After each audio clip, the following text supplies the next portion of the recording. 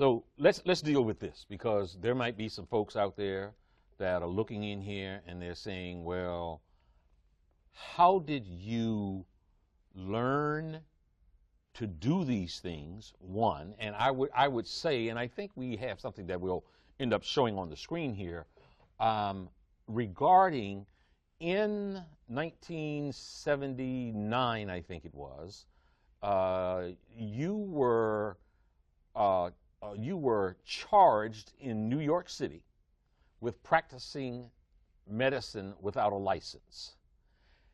You were ultimately charged, indicted, and taken before the New York Supreme Court. And I would advise my viewers who might be questioning your authenticity that you won that case. Now, so the charge was practicing medicine without a license and claiming that you had a remedy to cure AIDS, cancer, and diabetes. So the question is, how did you win that case against what some people say are the toughest prosecutors in the land? Well, it was 1987. 87, not 79, 87. The 10th of February. Okay. My mother knew they were coming. When I told my mama that I had cured my 13 AIDS patient, she said, "They're gonna get you. They're gonna get you." So let me stop you there. You said I cured my 13 AIDS patients. Yeah. So you had 13 patients Yeah. who had AIDS. Yeah. And then you say you cured them. Sure. Keep talking. So my mother said, "They're going to get you." I said, "But Mom, why are they going to get me?" Because you must remember that you live in a society that supports a certain philosophy and a certain system.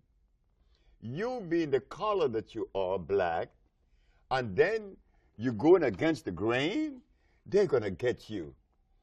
So when I'm in my office on February the 10th, here come the detectives.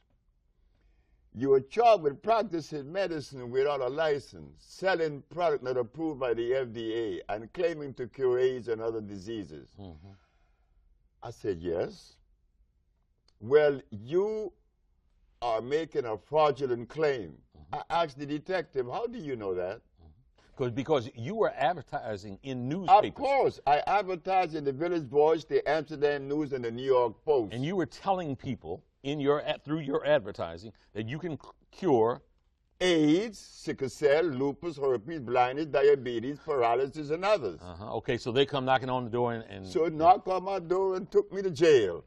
But the funny thing about it, I was happy. I was very, very, extremely happy. When everybody in my office was crying, I was happy because my mama told me they were coming. And I knew that I had sufficient evidence to prove my position, not only scientifically, empirically, historically, and whatever way they would desire. So while I was in jail, I'm saying, I wonder what defense they would have against me. Yeah. I would like to know. But I didn't blame the Attorney General, Mr. Robert Abrams, because why should he accept from me the statement that I cure AIDS and sickle cell and blindness when no one else has ever made those claims? The man had a right to arrest me, but he was making a mistake. So I'm sitting in jail, and I'm happy.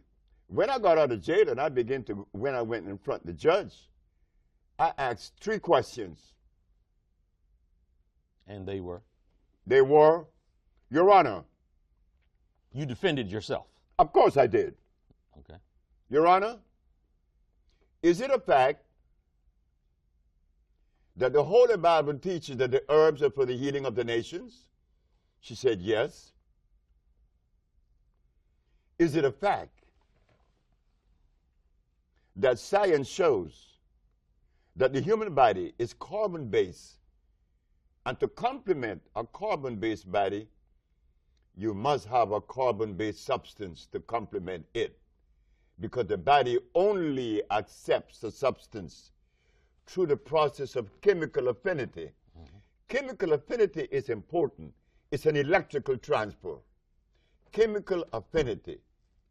Okay. The body could only accept what it is made of, not something new or alien to it. Last question. Your Honor, is it a fact that the father of medicine, Mr. Hippocrates,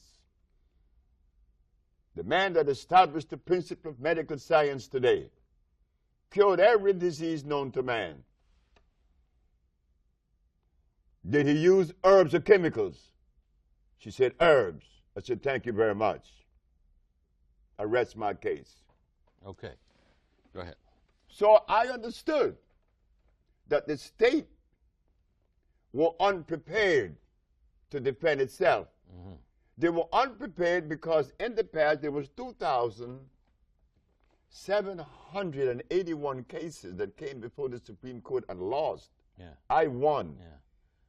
Not only did I prove scientifically, but I had the diagnostic sheets, and I do have them today. And those diagnostic sheets didn't come from me. They came from their school, their American accredited, medical accredited school. Did I read it correctly where there was some requirement for you to actually bring patients, a patient into court from each of those maladies, and that you brought multiple patients in court who, one, testified themselves, and that you had medical records, one showing that they were victims of the disease, and then showing that it had been cured by one doctor, and then a second doctor verifying what the first doctor had said? Yes. We have to remember this, that whenever you make a statement that goes against the grain, you better be prepared. You better be prepared. The judge said that I had to bring one of every patient that I had cured, and there was one that said others. The others was a man that came from Italy. He was paralyzed. But I was supposed to take 9. I took 77. You took 77 patients in court with you? That's correct. But I knew that my brain was not the same as your brain or any other brain, right? We're unique. Yeah. So when I make a statement, they're going to take my statement and pit it against philosophy. It doesn't fit. I represent an entity that isn't philosophical. And that entity is? Well, it is an African one. I'm an African. And we have to remember that. You see, we think that we could take a philosophy out of Europe or China and inculcate that into the African brain. It does not resonate.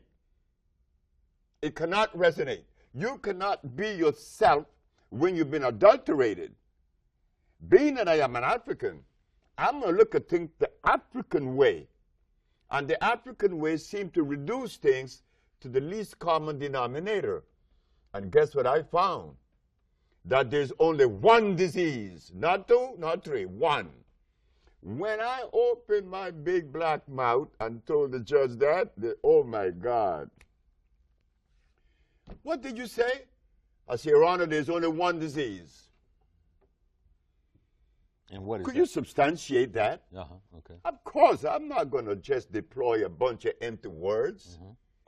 I represent a country. I represent a people. I represent a race. And I represent myself. I'm not going to undermine myself. There's only one disease. The judge said, what is it? I said, you already know. She said, try me. It was a woman, Ann Feldman. I said, Your Honor, when someone has sinusitis, what is obstructing the nasal passage? She said, mucus. And when another has bronchitis, what is obstructing the bronchial tubes? She said, mucus. And when another has pneumonia, what's covering the cells of the lungs? She said, mucus. Dr. Victor Herbert, who is defending the state of New York, jumped up and said, what about AIDS? You and your one disease theory? I said, Your Honor, this doctor is saying that I believe in a theory. I am the last individual on earth that could believe in a theory. I do not lend myself to theories or philosophy. Either I know or I don't know. Okay. He's talking about theories. Yeah. You talking about the real deal. I'm talking about reality, not theories, not philosophy. So please share with this. So she said, and what about AIDS? Yeah. I said, well, he asked about what about AIDS? He want to know where the